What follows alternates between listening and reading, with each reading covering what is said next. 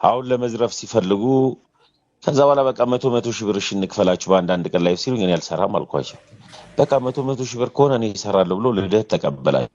ልደት ዛሬ ይገባል ላይ ለዛ ብለው እኔ አልገባም። ይሄ ልመና ስንት ብር አይባልማ። አሁን ሰሞኑ ምን ሰማው እንዴት ነው ምናምን ልክ ናችሁ እንኳን እናንተ እኛም በጣም ነው የደነገጥነው።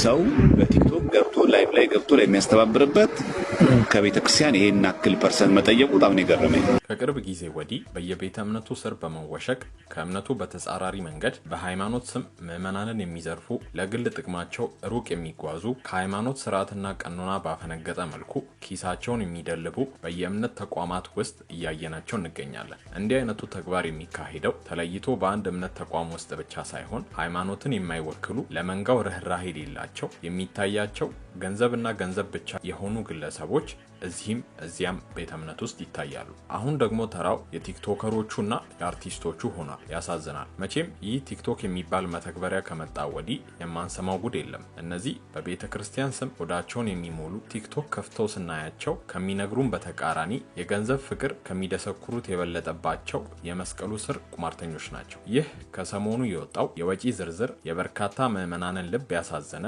እንዲሁም ያስቆጣ ሆኗል። ህንጻ ቤተክርስቲያን ለመስራት ገቢ እንዲያሰባስቡ የተጠየቁ አርቲስቶችና ቲክቶከሮች ለራሳቸው ገቢ ሰብስበው ሄደዋል። በዚህ ወጪ ዝርዝር ላይ በግልጽ ስለነዚህ የእናት ጡት ነካሾች ያበል ሱሰኛ ስለሆኑ ግለሰቦች ስም ዝርዝር ይፋ ባይደረግም ማን እንደሆኑ የደረሰን መረጃ ስላለን እናደርሳችኋለን። እስከመጨረሻው በመቆየት እነዚህን ጨምሮ በርካታ መረጃዎችን ያድምጡ። ከዚህ በላይ በእነዚህ አጭበርባሪ ወንበዴዎች ምዕመኑ መሸወድ ስለሌለበት ይህ ቪዲዮ በርካቶች ጋር ደርሶ እንዲያነቃቸው ቪዲዮን ላይክ እና ሼር አድርጎ በመጀመር አብረውን ይቁሙ እያልን በቀጥታ ወደ ዝርዝሩ እናልፋለን።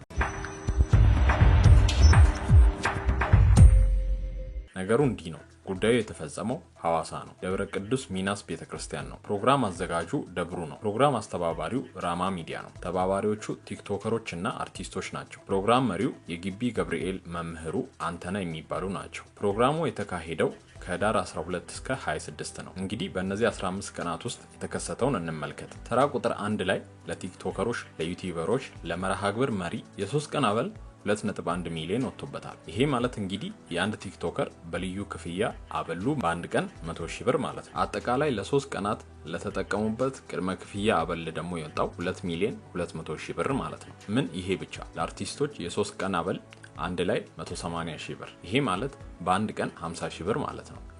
እንዲህ እያለ ይቀጥላል። ተራ ቁጥር 9 ላይ ለመስተንግዶ ለምግብ የወጣው ወጪ ከግማሽ ሚሊዮን ብር በላይ ነው። ይህ እንዳይገርማችሁ ለሞተረኛ ለአጃቢ አበሉላ ወጥቷል። እንግዲህ ለቲክቶከሮች ለአርቲስቶች ነው እንግዲህ የሞተር አቀባበል የሚደረግላቸው። ይህ ለአንድ ጳጳስ የተደረገ አቀባበል አይደለም፣ ለተራ ቲክቶከር እና ለዘራፊ አርቲስቶች ሲሆን ነው። ያሳዝናል። በጠቅላላ ለነዚህ ቲክቶከሮችና ለአርቲስቶች የወጣው ወጪ ከ4 ሚሊዮን 500 ሺህ ብር በላይ ነው። እንግዲህ ለአንድ ስልኩን ደቅኖ ላይቭ ላይ ለሚሰርቅ አጭበርባሪ ቲክቶከር በቀን 100 ሺህ ብር እየተከፈለው ማለት ነው። የሚገርመው ለነዚህ አርቲስቶችና ለነዚህ ቲክቶከሮች የወጣው ወጪ ሳይሆን እነዚህ አርቲስቶችና ቲክቶከሮች ለመጡበት ዓላማ በተቃራኒ መቆማቸው ነው። በዚህ ፕሮጀክት ቀጥታ ስርጭቱ ከጀመረበት ከህዳር 12 እስከ ህዳር 26 ዓ.ም በ15 ቀናት ውስጥ የገባው ገቢ ደግሞ ከወጣው ወጪ በእጅጉ ያነሰ ነው። የገባው ገቢ 2.3 ሚሊዮን አካባቢ ሲሆን የወጣው ደግሞ 4.5 ሚሊዮን ነው። በመሃላቸው እንግዲህ ከ2 ሚሊዮን ብር በላይ ልዩነት አለ ማለት ነው። በአንድ ቀን ምንም ላልሰራ ቲክቶከር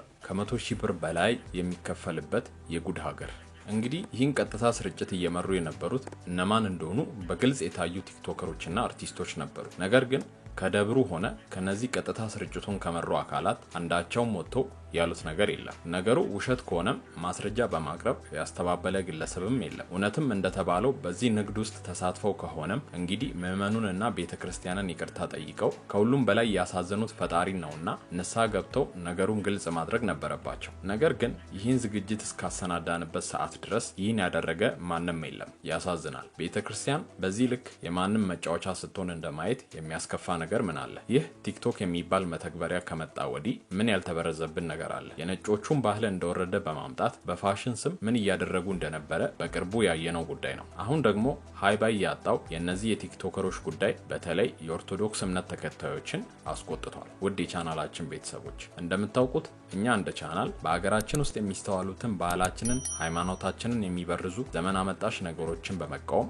እንዲሁም ሌሎችም ከመሰል ድርጊቶች እንዲማሩና እንዲነቁ አስቀድመን እንደምንሰራ እናንተ ውድ ቤተሰቦቻችን ምስክሮቻችን ናችሁ። በተለይ የፕሮቴስታንት እምነት አባት ከግብረ ሰዶማውያን ጋር የነበራቸውን አላስፈላጊ ግንኙነት በተያያዘ መረጃውን ስናወጣ በርካቶች የፕሮቴስታንት ጠል ቢያደርጉንም የኋላ የተቹን በደንብ ሲገባቸው አብረውን ቆመዋል። ይህ ማለት እኛ የማንንም ሃይማኖት አንጠላም፣ የማንንም ደግሞ በተለየ መንገድ አንደግፍም። ነገር ግን በየእምነቱ ውስጥ የሚታዩ ዘመን አመጣሽ ልምምዶችን ነቅሰን በማውጣት በሐሳብ እንሞግታለን። ይህን የምናስረዳው ዘውትር ለሚከታተሉን ቤተሰቦቻችን ሳይሆን ምናልባት ዛሬ ለሚከታተሉን አእምሮ ውስጥ መጥፎ አስተሳሰብ እንዳይደርባቸው በማሰብ ነው። ወደ ሐሳባችን ስንመለስ በዚህ የውሎ አበል ነጋዴዎች መካከል በቅርቡ እምነታቸውን ከፕሮቴስታንት ወደ ኦርቶዶክስ የቀየሩ ደምሮ የተባሉ እንዲሁም ተመስገን የተባሉ ቲክቶከሮችም ይገኙበታል። ታዲያ እነዚህ ሰዎች ከምኔው እዚህ ጋር ደረሱ ብሎ የሚጠይቅ ሰው የለም። የቤተክርስቲያን ስርዓት ዶግማውን አባቶች እግር ስር ተቀምጠው በሚማሩበት ሰዓት መድረክ ተሰጥቷቸው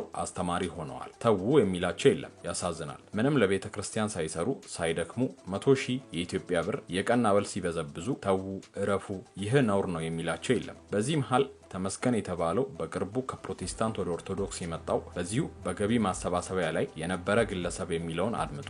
ሳየው ፌክ ነው፣ ውሸት ነው። ብሩ ሞልቷል። ያኔ ገና በቪዲዮ ነው ብሩ የሞላላቸው።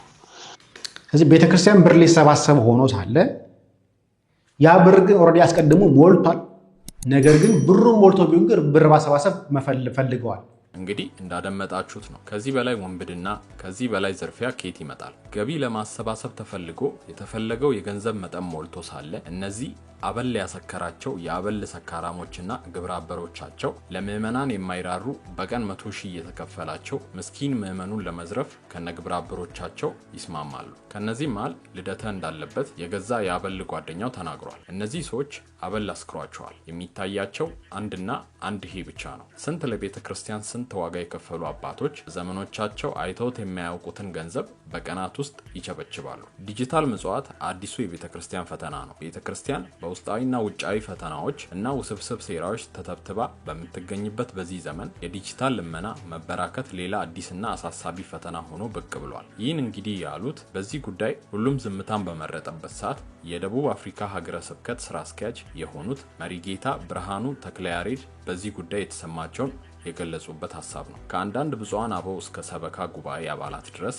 የኑና ለምኑልኝ የሚል ረጅም ሰልፍ ይዘው ጥበቃ ላይ መሆናቸውንና የወረፋውን ርዝመት አንድ ወዳጄ ሲያሳየኝ ጉዳዩ አሳሳቢ መሆኑን ተረድቻለሁ። ከኮሜዲያን፣ ከጌመር፣ ከአርቲስት፣ ከሞዴል እና ከዘማሪ እንዲሁም ከዘፋኝ የተወጣጣ ዛሬ እነገሌ የሚቀጥለው ደግሞ እነገሌ በሚል መርሃ ግብር ልመናው መጦፉ የቤተ ክርስቲያኒቱን መንፈሳዊ ወዝ እየሸረሸረ ነው ሲሉ መሪጌታ ብርሃኑ ሐሳባቸውን ይቀጥላሉ። ጥቂት በጎ ሐሳብ ያላቸው ወንድሞች የሚያደርጉት ድጋፍ የሚመሰገን ቢሆንም ይህ አሰራር ቤተ ክርስቲያኒቱን ወደ ዘመናዊ የሙዳይ ምጽአት ተቋምነት ሊለውጣትና በዲጂታል መልክ የሚፈጸመውን ምዝበራ ሊያፋፍመው እንደሚችል መታሰብ አለበት። ይህ አደጋ ከመድረሱ በፊት አስቸኳይ መፍትሄ መበጀት አለበት። መሪጌታ ብርሃኑ ሲቀጥሉም በእኔ እምነት ቤተክርስቲያንን ከመንፈሳዊ ኪሳራ ለመታደግ የሚከተሉት የማስተካከያ እርምጃዎች በጊዜ ሊወሰዱ ይገባል ባይነኝ ይላሉ። ይህ መንፈሳዊና ተቋማዊ ችግር በአፋጣኝ ካልተፈታ ቤተክርስቲያን የዘመኑን ፈተና ተቋቁማ ወደፊት ለመራመድ አስቸጋሪ የሚሆን ይመስለኛል በማለት ያላቸውን ስጋት በመግለጽ የደቡብ አፍሪካ ሀገረ ስብከት ስራ አስኪያጅ መሪጌታ ብርሃኑ ተክለያሬድ ሐሳባቸውን ቋጭተዋል። እንግዲህ